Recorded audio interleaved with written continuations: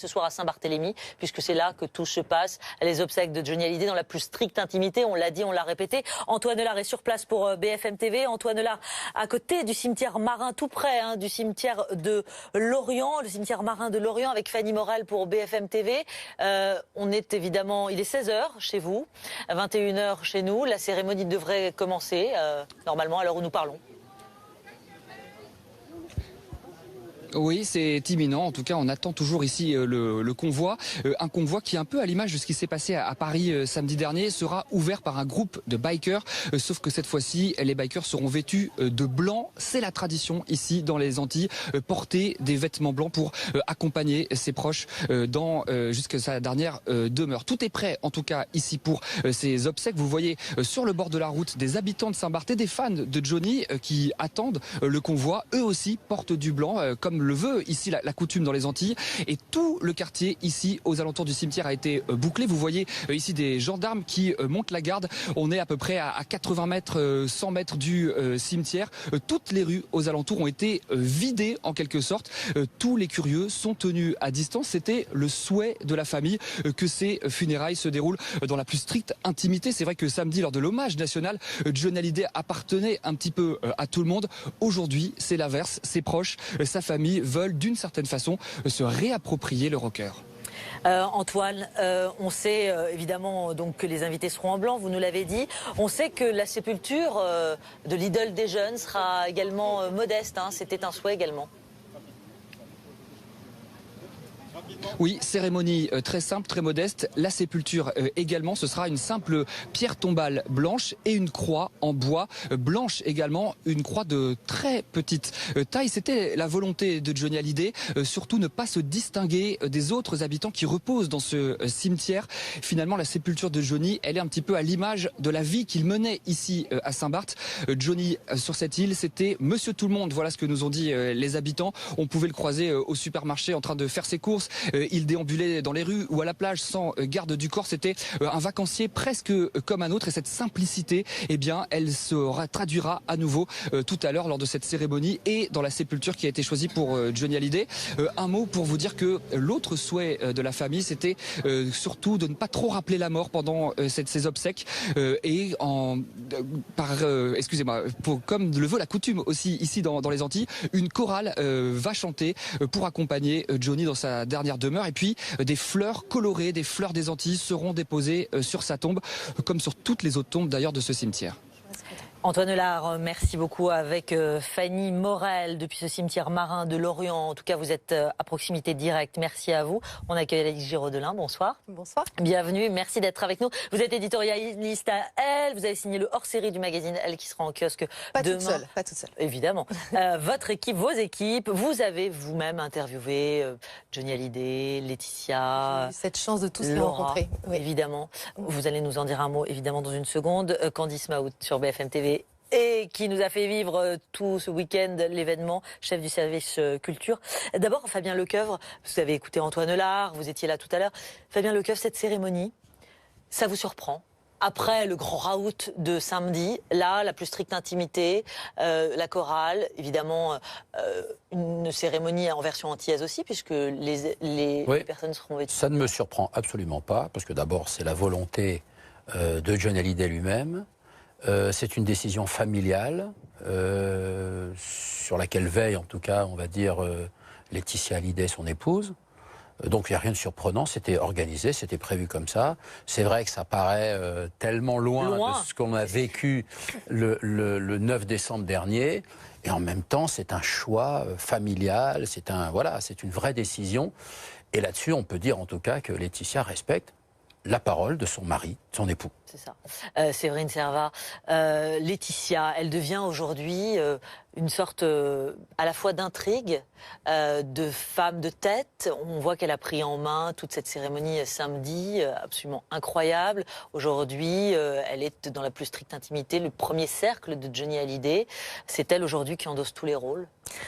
Oui, dans la saga Hallyday, maintenant c'est elle qui va prendre la suite, c'est-à-dire qui va construire le feuilleton de demain autour de lui. autour de l'icône, rassembler sa mémoire, prendre ses décisions. On va voir si elle continue à vivre. Elle a 42 ans, donc un instinct latent. On va la suivre. Et en même temps, pour les fans, ils sont très attachés à elle. Elle est devenue le pilier qu'ils avaient autrefois en Johnny. Ils comptent beaucoup pour elle. C'était pour eux l'ange rédempteur de cette légende. Donc il pèse beaucoup de choses sur ses épaules aujourd'hui. Ouais. Alice Giraudin, vous l'avez rencontrée, vous l'avez interviewée. Tout à fait d'accord avec Ouais. ce que dit Séverine. On a eu un confrère du JDD qui a eu une formule hier que j'ai trouvée très juste. Il dit que Laetitia Hallyday, au fond, c'est Rambo dans le corps de Barbie. Ah oui. Ce qui vaut mieux que le contraire, déjà. Et c'est vrai qu'elle est d'une force, son air fragile comme ça, et je pense qu'elle va bien tenir la barque, puisque déjà, même dans la carrière de Johnny, pas simplement dans leur vie privée, elle a repris la main. Je crois que Fabien me contredira pas là-dessus. À un moment où la carrière dévissait un peu, elle a fait le ménage, elle a écarté les gens qu'il fallait, elle a recentrer tout ça. Donc je pense qu'elle sera vraiment la digne représentante de l'héritage au sens moral avant tout de son mari. Et c'est une fonction extrêmement difficile. Extrêmement lourde, parce qu'on rencontre bien sûr sur sa route beaucoup d'opposants. C'est-à-dire soit les anciens amis évidemment de l'artiste, du chanteur, et puis vous avez les contradicteurs, et puis ceux qui cherchent d'autres intérêts au milieu. Donc c'est un rôle très très difficile.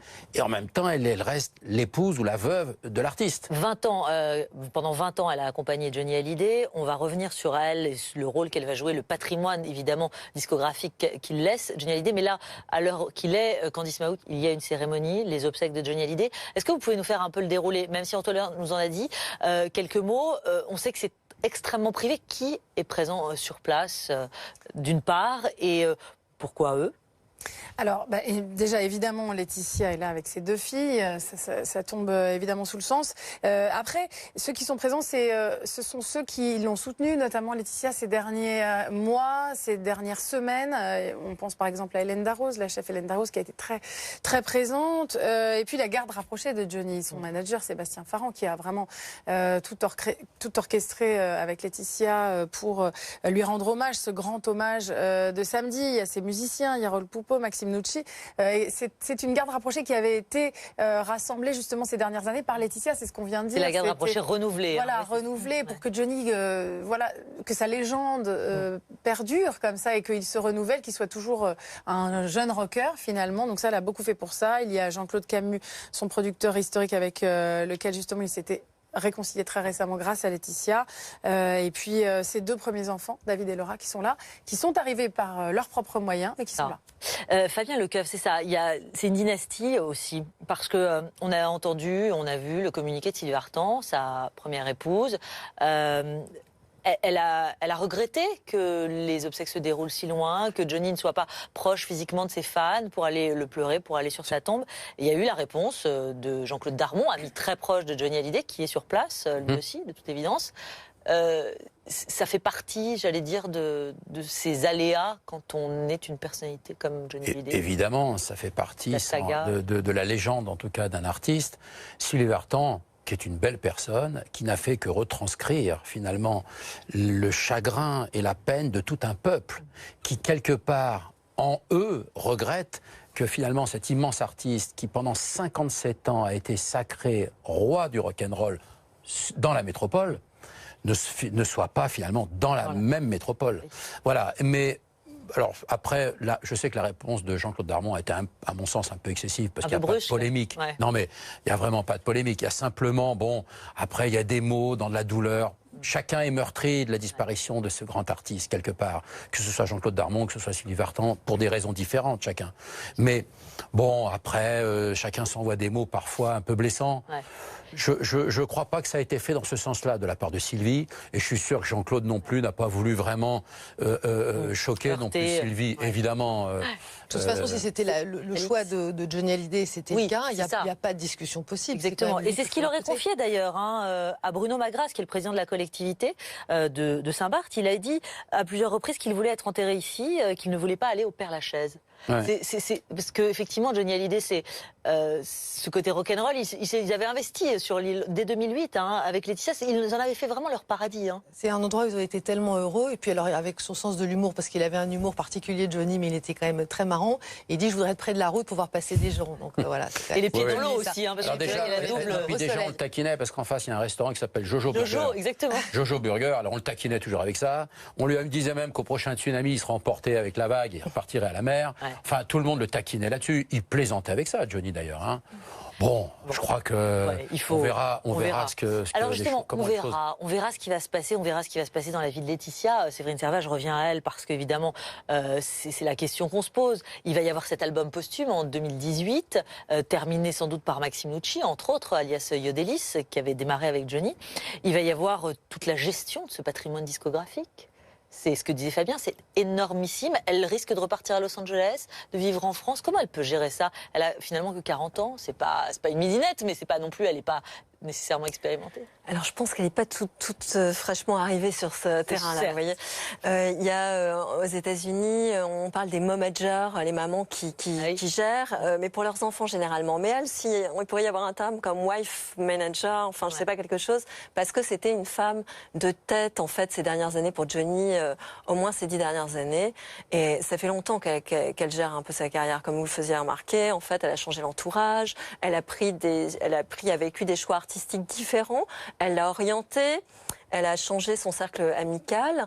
Donc, je pense qu'en fait, une fois le deuil passé, en tout cas, c'est une chose qu'elle sait gérer. C'est pas du tout quelqu'un qui arrive sur un terrain qu'elle connaît pas, sur lequel elle n'est pas du tout experte. La plus experte aujourd'hui pour Johnny Hallyday, c'est Laetitia Hallyday. C'est la plus... Finalement, quand on vous entend tous, on dirait qu'elle était presque sa directrice artistique en quelque sorte. Qu'est-ce qu'elle vous disait, vous Laetitia, quand elle vous parlait de Johnny, son homme, je crois. Et voilà, son homme, amour, tout ça. Elle était très touchante parce qu'elle avait vraiment elle n'avait pas le physique de sa personnalité. Et en fait, quand on regarde un petit peu dans sa biographie, c'est elle-même une résiliente, Laetitia. Elle est un petit peu comme son mari, c'est quelqu'un qui n'a pas eu véritablement d'adolescence, puisque son père était très malade, enfin, était assez malade.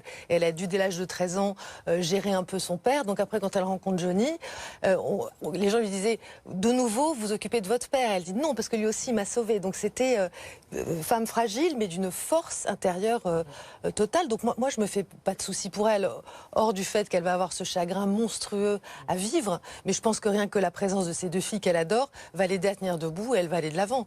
Simplement après, pour sa future vie privée, passer après Johnny Hallyday, bon courage. Sûr, parce qu'effectivement, elle est encore très jeune. N'est pas trouvé. Puis on n'est pas obligé d'opposer, en tout cas, la réflexion et la fragilité de tout un peuple contre Laetitia. C'est-à-dire, je pense que tout ça peut se faire, le peuple peut réfléchir, de le garder ici, de le mettre au Panthéon, on a tout entendu et son contraire. Et en même temps, c'est pas forcément contre Laetitia. C'est une réflexion simple. Non, ce qui a posé problème, c'est vrai, dans cet enterrement à Saint-Barth, c'est évidemment c'est un personnage populaire, et donc c'est pas une destination populaire, Saint-Barth. Voilà. On pourra faire ce qu'on voudra, mais c'est très loin de la France, c'est relativement élitiste, donc c'est un coût, c'est un voyage qui est un coût pour évidemment. Voilà. Donc effectivement là, il y a 10 heures de vol, de cohérence. Effectivement. Oui, mais c'est la même chose avec Lady Diana. Elle est enterrée dans un endroit où les gens n'ont pas accès. Et ben voilà, c'était son souhait. Il faut respecter ça. Je pense que les gens peuvent très bien le comprendre. Si on revient justement à ce qui se joue là, à l'heure où nous parlons, cette cérémonie qui n'est pas, j'allais dire, manifestement très religieuse, Candice Mahout. Il y a une partie religieuse, mais c'est pas la prépondérant. Non, en tout cas pas au sein du cimetière. Ce sera vraiment à huis clos, une cérémonie, une petite cérémonie auparavant. Mais effectivement, dans le cimetière, il n'est pas prévu que ce soit particulièrement religieux. Antoine Hollard a parlé des chants, les fleurs, peut-être quelques prises de parole de proches, mais voilà, ce sera vraiment... Il y a quand même un élément, Fabien Lecoeuvre, qu'il faut souligner, c'est que, évidemment, le public pleure Johnny Hallyday et il l'a souhaité que sa sépulture soit Jean-Philippe Smet, sur sa sépulture soit Jean-Philippe. Alors ça, c'est une symbolique très importante, incroyable, à mon sens, et toutes les grandes gloires qui veulent, sur leur pierre tombale, reprendre leur nom de baptême, c'est révélateur. C'est-à-dire peut-être que cet homme, sous l'appellation Johnny Hallyday, depuis l'âge quand même de 17 ans, il faut le rappeler. Donc c'est long jusqu'à 74 ans. Je pense, en avait-il un peu, on n'en a jamais assez de la gloire, ni du succès, mais était-il peut-être, il y avait une érosion, je pense, à un moment donné sur l'utilisation de ce nom. Est-ce qu'il partait dans un sens que l'interprétation, la représentation qu'il n'aimait pas forcément? Et c'est toute une symbolique. Le fait qu'il ait donné l'instruction, en tout cas à ses proches et à son épouse, qu'il voulait simplement mettre Jean-Philippe Smet, un homme sincère, enfin il y a une phrase qui est totalement prévue à cet effet, c'est révélateur. Oui. Et alors justement, Séverine Servat, est-ce que c'est pas révélateur aussi du fait qu'elle l'avait ramené vers la famille, Laetitia Hallyday? Peut-être que du coup, il se sentait, enfin je sais pas, hein, ça dit plusieurs choses et ça va peut-être dire d'autres choses aussi pour la suite. Parce qu'on peut penser, déjà oui, c'était une femme qu'il avait amenée à la famille, à la vie de famille, qu'il avait ramenée à sa famille et notamment qu'il avait amenée à certains moments, plus ou moins, vers sa fille Laura Smet. Mais quand on va parler d'héritage moral, d'héritage même au sens propre, on s'attend aussi à ce qu'il y ait des problématiques autour de ça. Parce que Jean-Philippe Smet, sa fille, ça va être Laura Smet.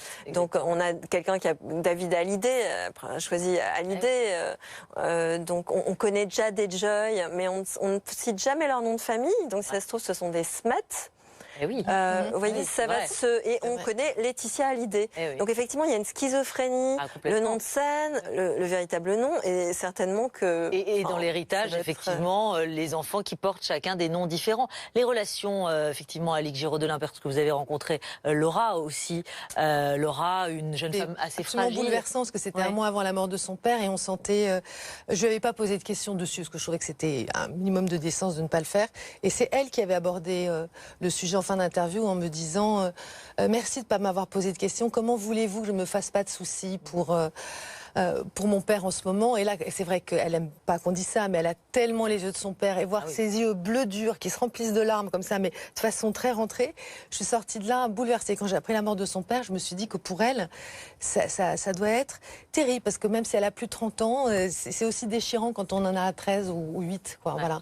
Et la relation, elle est très forte avec David, semble-t-il. Candice, on l'a vu aussi sur les images, à la Madeleine, on les a vus main dans la main, c'était extrêmement poignant. Est-ce qu'elle est aussi forte avec Laetitia? Je sais pas. Est-ce qu'on est dans une famille recomposée où tout le monde... Précisément, vous l'avez dit, on est dans une famille recomposée. Donc ce sont des gens qui n'ont pas grandi ensemble. C'est une famille moderne. Donc moi, ça m'a pas tellement étonnée qu'ils n'arrivent pas en même temps à l'église. Après, ils se sont retrouvés. Ça me semble être dans l'ordre des choses. Je vous interromps parce que le cortège arrive là d'une seconde à l'autre. On est en train de vivre les images en direct.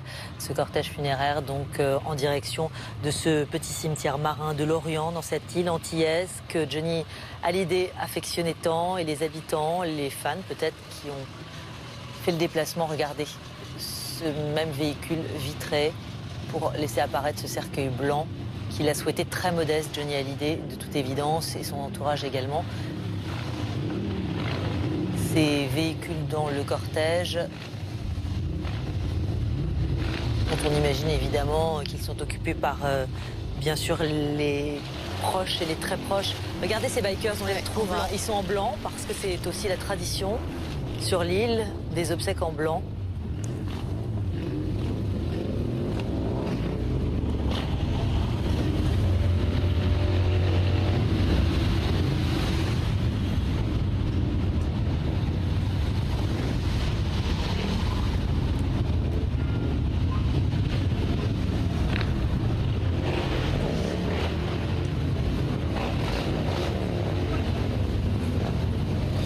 Les bikers qui sont là de nouveau.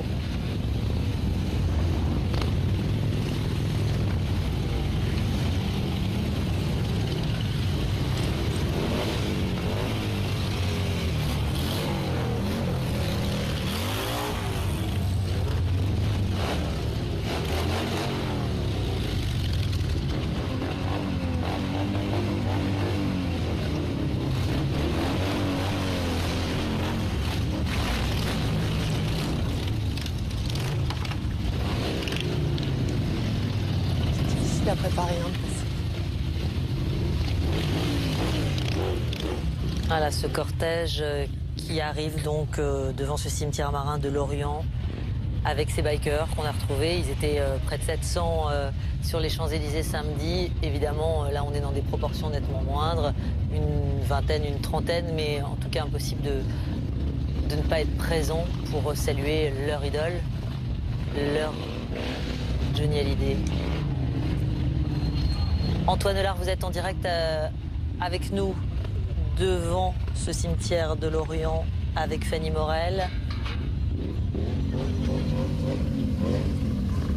Et ça y est, le convoi qui vient de passer. Vous voyez la dernière voiture noire avec les warnings qui ferment ce cortège. Cortège très impressionnant, très émouvant. Le corbillard était le second véhicule de ce cortège. Et lorsqu'il est passé, vous l'avez vu sur les images de Fanny Morel, les habitants de l'île de Saint-Barth ou les fans qui étaient sur le côté de la route ont formé une sorte de haie d'honneur. Certains ont jeté des fleurs d'hibiscus sur ce corbillard. C'était un moment particulièrement fort. Par la suite, on a vu plusieurs voitures avec les participants de ces obsèques qui suivaient. Et puis, il y avait évidemment tous ces motards, tous ces bikers habillés de blanc qui sont passés. Certains semblaient particulièrement émus en voyant l'accueil qui leur était réservé par les habitants. On a vu certains d'entre eux mettre la main sur le cœur en signe de remerciement. Moment très très fort ici donc de l'arrivée de ce cortège qui, vous le voyez toujours sur ces images de Fanny Morel, est en train de prendre la direction du cimetière de Lorient qui est au bout de la rue. Ça veut dire bien que cet ultime adieu à Johnny Hallyday va commencer dans les toutes prochaines minutes. Antoine Lard en direct pour BFM TV avec Fanny Morel. Et ce qui veut dire aussi, et vous l'avez compris, pour les téléspectateurs qui nous rejoignent à 21h27, cette cérémonie est strictement réservée aux proches. Candice Maout, un cercle extrêmement restreint, comme l'a souhaité la famille. Les bikers, évidemment, ça faisait partie de ce que souhaitait Johnny Hallyday. Laetitia, comme on l'avait vu à Paris, ils étaient là encore ce soir au rendez-vous.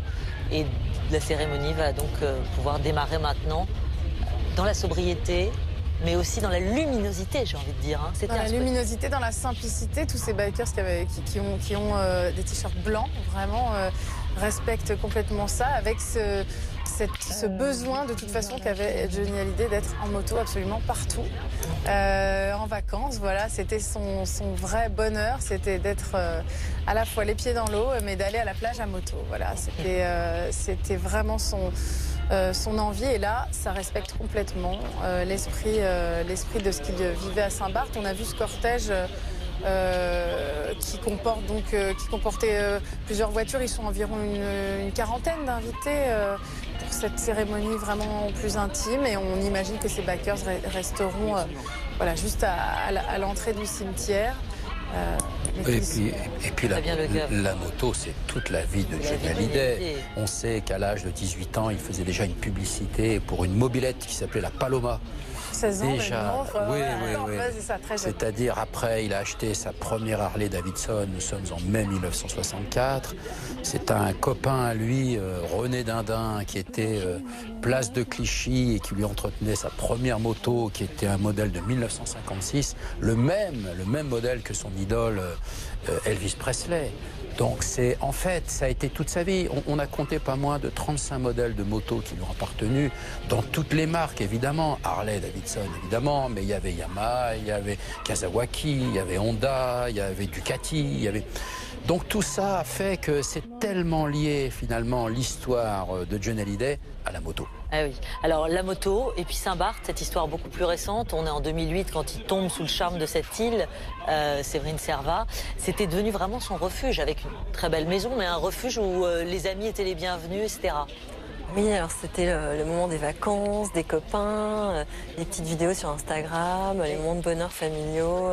Effectivement, il était très impliqué dans la communauté locale. Il avait une vie beaucoup plus simple qu'ailleurs. Et donc c'est l'endroit probablement le plus intime qu'il a eu, parce qu'il avait 4 maisons quand même. Donc comme Cadet Roussel, c'était, je pense, celle qui lui correspondait le mieux probablement.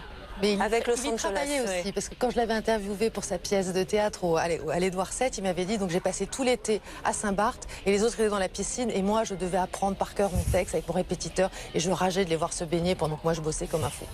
On va retrouver Antoine Lard en direct sur BFM TV, parce que la cérémonie, le dernier adieu à Johnny Hallyday va commencer d'un instant à l'autre, puisque le cortège est désormais arrivé au cimetière. On a vu le corbillard vitré sur les deux côtés arrivé il y a quelques secondes. Antoine Lard, vous l'avez vu, suivi d'un certain nombre de véhicules, et puis ces bikers évidemment au rendez-vous.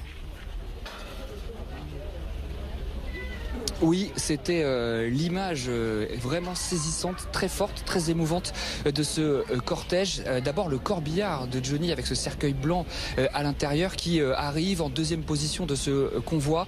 Lorsque ce corbillard est apparu, les personnes qui étaient massées sur le bord de la route, 20-30 habitants, fans de Johnny, ont créé une sorte de haie d'honneur et certains ont jeté des fleurs d'hibiscus sur le corbillard, façon pour eux de dire adieu à Johnny Hallyday. Et puis juste derrière il y avait ces bikers vêtus de blanc, chevauchant leur Harley Davidson vrombissante. C'était vraiment très très fort cette image, ce contraste en fait entre la puissance des moteurs, le bruit qu'elle faisait et ces t-shirts blancs, ces pantalons blancs des bikers vêtus de blanc. Image vraiment saisissante qu'on retiendra de ces obsèques. Le blanc évidemment c'est une coutume ici dans les Antilles, porter du blanc lorsqu'on accompagne ses proches dans sa dernière demeure. Tous les participants d'ailleurs à ces obsèques ont été invités à porter du blanc, cérémonie qui se tiendra dans le plus pur respect de la tradition Saint-Barth, une île que Johnny Hallyday appréciait tout particulièrement et qu'il avait adoptée. Antoine Lard en direct devant, en tout cas tout proche de ce cimetière marin de Lorient avec Fanny Morel. Vous voyez le cortège. Il y a à peine quelques minutes, cette cérémonie qui va durer à peu près 1 heure. Hein, c'est ce qui nous a été indiqué, Candice Mahout. Oui, c'est ce qui est prévu, le temps peut-être de quelques prises de parole, de proches, éventuellement d'une chorale, parce que c'est vrai que c'est aussi l'une des traditions dans les Antilles, au-delà de ces t-shirts blancs que vous voyez, de ces les invités. De rigueur, hein, la tenue blanche, effectivement. Exactement. On accueille dans l'intervalle Yves Bigot. Bonsoir, bienvenue. Bonsoir. Merci d'être avec nous. Vous êtes journaliste musical, ex-patron de Mercury. Merci, directeur de TV5 Monde. Merci beaucoup de nous avoir rejoints. Cette cérémonie qui va commencer d'un instant à l'autre, ce dernier hommage, ce dernier adieu à Johnny Hallyday. Ça lui ressemble aussi. D'être les pieds dans l'eau, le regard vers la route, parce que c'est ça au cimetière de Lorient. Et c'est pour ça qu'il l'avait choisi, plutôt que le Père Lachaise. C'est ce qu'il avait confié sur place. Au soleil, en tous les cas, et à la chaleur, parce que dès ses débuts, on lui avait demandé « mais c'est quoi votre rêve ?» etc. Et il avait dit « c'est de gagner assez pour acheter une villa à Saint-Tropez, pour être au soleil et là où il fait chaud. Ah, voilà. » Donc c'était son rêve d'adolescent, déjà, d'aller au soleil. Alors là, il est allé... c'est encore mieux. Voilà, il est allé au-delà. Mieux que Saint-Tropez, je suis tropézien, donc ça, je ne dirai pas. Mais en tout Je cas, le sais aussi, donc vous ne m'aurez pas sur ce terrain-là. Il fait mais encore plus Saint-Barth, chaud. c'est pas mal quand même. Non Voilà. Et puis surtout de reposer en paix, parce que selon la formule consacrée, l'idée c'est de reposer en paix et que c'est là-bas qu'il était vraiment en paix. C'était son paradis, hein. C'est vraiment ce qu'il disait, c'est vraiment ce qu'avec Laetitia, ils avaient réussi à façonner avec leurs amis, comme nous le disait Séverine Servat, qu'on remercie d'ailleurs, qui était avec nous il y a encore quelques secondes. On sait donc que ça se joue là, ce soir, ça se passe vraiment dans la plus stricte intimité, Fabien Lecoeuvre, dans la plus stricte intimité, parce que il a tout donné à son public jusqu'à ces derniers instants, et puis samedi évidemment à la Madeleine. Là, il était temps pour la famille finalement d'avoir leur moment eux aussi. Absolument, il faut avoir un peu d'intimité pour finalement le mettre en terre parmi les siens et d'avoir, parce que c'est vrai que jusqu'à là, ils ont vécu quand même, c'était quand même une cérémonie, un événement très important qui soulève une organisation derrière. Bien que là, à Saint-Barth, il va falloir une grande organisation quand même autour. Parce que d'enterrer quelqu'un d'aussi célèbre dans un petit cimetière de pêcheurs, entre une route et la plage, il faut des sécurités. On ne peut pas laisser une célébrité comme ça. Et je pense, on le sait, on ne veut pas y penser, mais ça demande de l'organisation. Alors, on sait, l'équipe Laetitia et tous les gens qui sont autour d'elle ont prévu, à mon sens, une vraie sécurité. Parce que c'est un grand homme, et on sait bien que les grands hommes comme ça dans les cimetières, il faut quand même de la prudence, on le sait. Alix Giraud-Delin, on revoit ce cortège, évidemment, il y a quelques instants, arrivé devant le cimetière de Lorient. De quoi faire de Saint-Barth un lieu de pèlerinage, selon vous, celui des rockers ? Sûrement, ou peut-être un lieu de reportage privilégié pour les journalistes qui seront très contents d'y aller. Mais enfin, je pense que Saint-Barth n'avait pas besoin de cette publicité, c'était déjà un endroit. Mais ça ajoute encore, encore de l'attrait. Ça va sûrement... Ça va générer forcément... Non, j'allais dire, ça va déranger peut-être les milliardaires. Parce que quand ils vont voir arriver tous ces bikers toute l'année, tous ces fans de Johnny, Laurence Parisot, les Rothschild ou les Rockefeller et compagnie, ça va leur faire un peu drôle en fait. Jean-Luc Azoulay. Jean-Luc Azoulay entre autres. Donc je pense que ça va leur faire drôle. Eux qui avaient quand même, ils ont choisi cette île pour la tranquillité, pour l'isolement. Je pense qu'avec John Hallyday comme invité principal maintenant de l'île, ça va quand même être une autre ambiance. Hein. Ouais, mais en même temps, les fans ne sont pas très contents de cette distance. Voilà, parce que pour eux, évidemment, c'est très compliqué, c'est extrêmement cher d'aller à Saint-Barth. C'est très bien pour les milliardaires, mais pour les fans, c'est plus compliqué. Et eux sont pas très contents et réclament d'ailleurs à Anne Hidalgo d'avoir un lieu à Paris. Alors certains ont demandé une statue, ou en tous les cas un lieu où ils pourraient aller se recueillir. Mais en même temps, ils ne pourront pas rendre visite à Johnny, il ne sera pas là. Ouais. C'est à l'étude. Le Conseil de Paris a mis ça à l'ordre du jour demain, après-demain, une place ou en tout cas un lieu symbolique. Parce qu'il était parisien, c'était un titi. Donc, Mais on peut comprendre. Oui, c'est le 9e arrondissement. Bien sûr. C'est la bande de la Trinité. C'est quand même effectivement la rue de la Tour des Dames. Tout à fait. Et on peut comprendre ces millions de Français qui ont assisté, on disait encore il y a quelques jours, 30 millions de Français, de spectateurs qui ont assisté à ces concerts, ces 3500 concerts entre le 18 avril 1960 et les derniers concerts qu'il a pu donner sur les Vieilles Canailles. Ces gens sont frustrés, c'est évidemment. On se dit, on nous l'enlève. Ah oui. C'est un des leurs. Pour les téléspectateurs, pardonnez-moi, juste pour les téléspectateurs qui nous rejoignent, je commente quelque peu les images du Bigot, on peut les commenter ensemble, mais voilà, on retrouve le même principe qu'à Paris, c'est-à-dire que le corbillard est vitré sur les différents côtés. Voilà, on a vu apparaître ce cercueil blanc, comme c'était le cas déjà à Paris, un cercueil blanc qu'il a voulu très modeste, Candice Maout, vous nous le confirmiez, très modeste, avec seulement décoré d'une pierre tombale et d'une croix en bois, et puis ces véhicules donc de son cercle très rapproché, ces bikers qui sont là au rendez-vous sans casque. C'est sans doute autorisé sur l'île ou selon les circonstances, on enquêtera. En tout cas, ils sont au rendez-vous pour le saluer une dernière fois.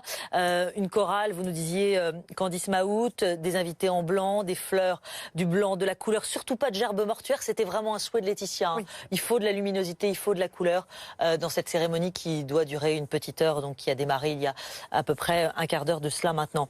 Parlons de ce qu'il laisse musicalement, évidemment. Enfin, essayons de parler d'une portion, Yves Bigot, de ce qu'il laisse musicalement Johnny Hallyday, et ce qui va maintenant être géré par Laetitia, parce qu'il y a un album posthume en 2018.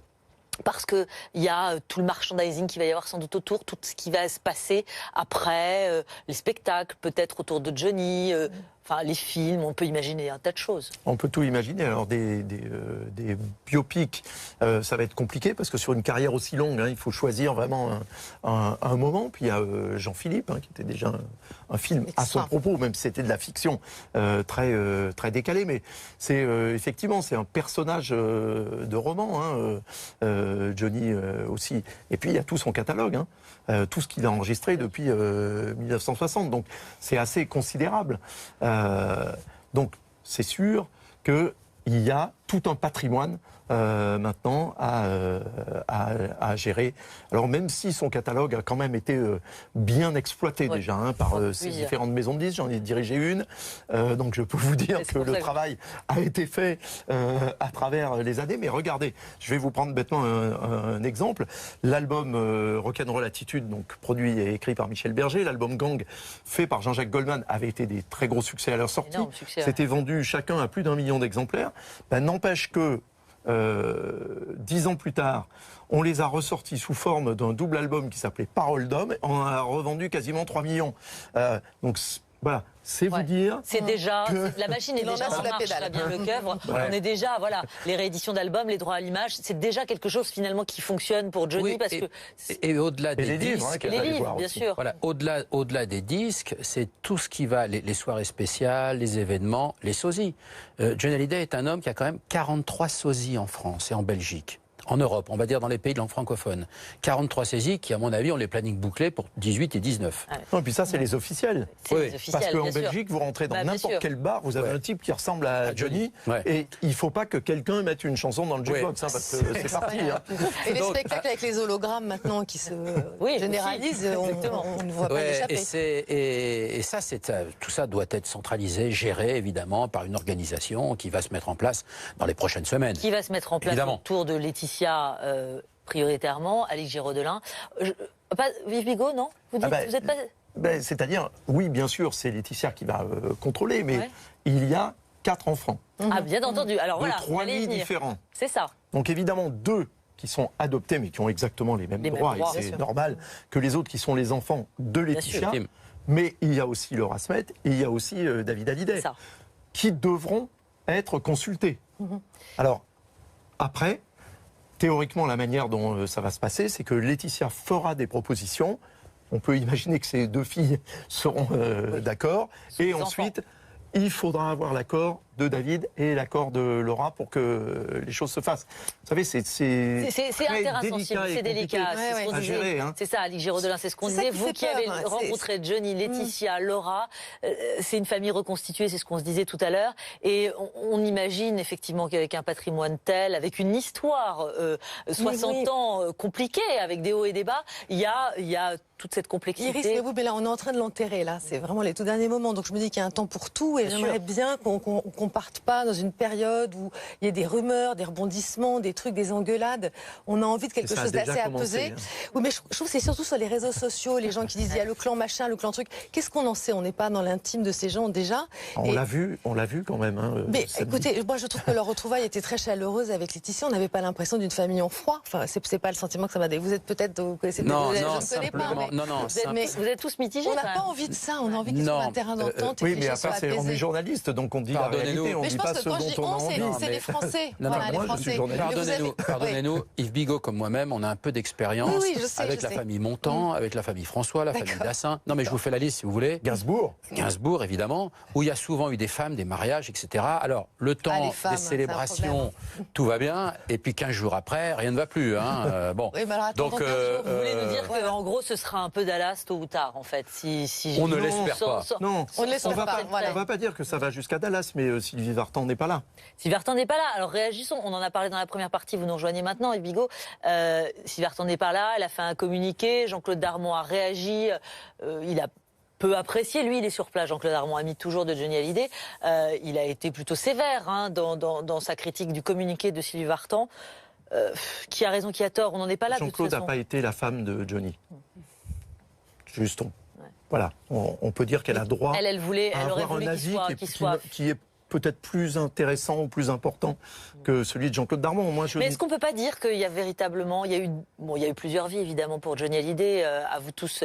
Il y a eu plusieurs vies, mais il y a vraiment... Elles sont absentes. Bien entendu, mais il y a vraiment la tranche de vie, les 20 années avec Laetitia, qui a renouvelé les amis, renouvelé les artistes qui ont travaillé avec lui, renouvelé finalement l'entourage. C'est ça, c'est clairement ça. Mais Laetitia, il ne faut pas se tromper. Laetitia, ça a été une bénédiction pour Johnny. D'ailleurs, on ne l'a pas vu venir. Parce qu'au début, on pensait que Laetitia, fille de propriétaire de boîte de nuit, on pensait que c'était la nouvelle Babette ou la nouvelle Adeline, ou toutes les autres qu'on a vu passer, qu'il n'a pas forcément épousées. Et au final, on s'aperçoit que ça a été absolument formidable, qu'elle reste avec lui comme ça et qu'elle l'accompagne avec visiblement beaucoup d'amour, beaucoup de dévotion et de dévouement. Et de dévouement. Et Alix Giraud-Delin, c'est une phrase de Lynn Renaud, la marraine évidemment de Johnny, qui n'a pas pu faire le déplacement jusqu'à Saint-Barthélemy parce qu'elle est trop fatiguée. Elle l'a dit. Elle avait dit à Paris Match, à une journaliste de Paris Match, celle-là ne la perds pas, tu as trouvé un diamant blanc-bleu. C'est joli, pour parler évidemment de Laetitia. Il en était très conscient. Hein. Il en était très conscient, mais il lui a pas facilité la vie non plus à Laetitia. Certes, mais elle s'en plaignait pas tant que ça. On avait posé quelques questions comme ça un peu allusives à elle quand on l'avait rencontrée. Elle avait dit, écoutez, voilà, c'est notre vie. En tous les cas, si je suis restée, c'est pas pour rien. C'est que peut-être que elle, de son côté aussi, avait des amours parallèles, j'en sais rien. Mais je crois qu'ils se sont aimés vraiment du début jusqu'à la fin, quoi. Enfin, il n'y a pas de doute là-dessus. Bah écoute, je ne sais pas ce dont vous parlez, le tropézien à la tentateur. En tout cas, musicalement, Fabien Lecoeuvre, je pense qu'elle a su humer l'air du temps, en s'entourant de Yarol Poupeau, de Maxime Nucci, alias Yodelis, de renouveler comme ça les réseaux sociaux. Elle a été géniale réseaux sur les sociaux réseaux aussi. Oui. Elle a été importante et au-delà du rôle de Laetitia sur Johnny Hallyday, mais Johnny Hallyday était très heureux de vivre aussi avec Laetitia. Il l'aimait comme personne, il faut le rappeler. Bon, elle était la femme de sa vie. À la fois, c'est un peu Talleyrand, c'est-à-dire cette main de fer dans un gant de velours. Elle est formidable, Laetitia, pour ça. Et c'est vous savez, à côté d'un rocker aussi important, une personnalité aussi forte comme on a connu Johnny, il faut une femme de cette poigne-là, qui a cet aspect comme ça, très fragile, mais qui prend des décisions absolues, qui décide, qui fait des bons choix en plus souvent. Donc voilà, c'est important. Elle a eu un rôle essentiel. Essentiel, c'est ce que j'allais dire de ces 4 épouses, même si on parlera particulièrement de Sylvie Vartan, de Nathalie Baye, donc Laetitia. C'est elle qui aura laissé une empreinte plus forte sur Johnny. C'est elle qui l'aura le plus influencé, tous les deux. On ne peut pas dire, parce que c'est pas au même âge. Vous voyez, je veux dire... C'est pas la même durée non plus. Et oui, quand il épouse Sylvie Vartan, il a la vingtaine, c'est un jeune homme. C'est donc, c'est vraiment... On peut absolument pas comparer. Et Nathalie Baye a eu aussi une influence artistique très importante sur lui. Le théâtre et la culture. Il s'était arrêté de boire, il s'était arrêté de sortir avec ses copains. Les musiciens, quand ils ont enregistré l'album avec Michel Berger, il rentrait à la sortie de l'enregistrement, c'était jamais arrivé. D'habitude, il rentrait quand il faisait jour. Parfois même, il ramenait une fille chez lui auprès de sa femme et il s'apercevait que finalement, il y avait déjà quelque chose. Mais qu'est-ce que vous faites là? Non, mais c'est arrivé. Hein. Mais voilà, Nathalie Baye, elle a fait beaucoup. C'est elle qui lui a d'abord, alors que sa carrière était vraiment dans le trou à ce moment-là, qu'il a fait enregistrer avec Michel Berger, qui l'a fait tourner avec Godard. Donc elle a eu une influence très importante. Il peignait même le portail de la maison dans la Creuse. Oui, donc voilà, c'était vraiment un autre Johnny. Alix Giraudelin. Non, je pense que Laetitia, c'est la paternité apaisée. Moi, je l'ai vu avec la petite Jade. Il m'a dit, moi, j'ai pas pu voir grandir mes enfants aînés, parce que je vivais pas avec leur maman. Et là, je crois que vraiment, ça a été un bonheur dans sa vie, énorme de voir ces petites filles grandir. Merci à tous les trois. Candy, je voudrais qu'on revienne d'un mot en quelques secondes sur ce qui se passe, la cérémonie qui a démarré il y a maintenant une vingtaine de minutes dans ce cimetière de Lorient. Là, à huis clos, en tout cas dans la plus stricte intimité, pour dire un dernier adieu à Jean-Philippe Smet, parce que c'est ce qu'il a souhaité. On peut s'en réjouir, là on a ces images de ce cortège qui arrive, comme ça on a l'esprit effectivement de cette cérémonie avec ces bikers qui arrivent comme le souhaitait toujours Johnny, puisque c'était effectivement ce fan de moto avec ses t-shirts blancs, cette cérémonie dans l'esprit lumineux dont on a parlé, et enfin ils vont peut-être pouvoir se retrouver à huis clos, ça leur fera à tous du bien, j'imagine, de retrouver un peu l'intime quand même après tout cet hommage samedi à Paris. Johnny Hallyday, il a vécu avec cette célébrité depuis l'âge de 16 ans. Voilà, il a peut-être le droit à ce dernier moment plus intime. Ce dernier moment sur son île, son paradis, comme il l'a nommé, l'île de Saint-Barthélemy. Merci beaucoup, merci Alix Giraudelin, merci Yves Bigot, Candice Mahout et Fabien Lecoeuvre qui vient de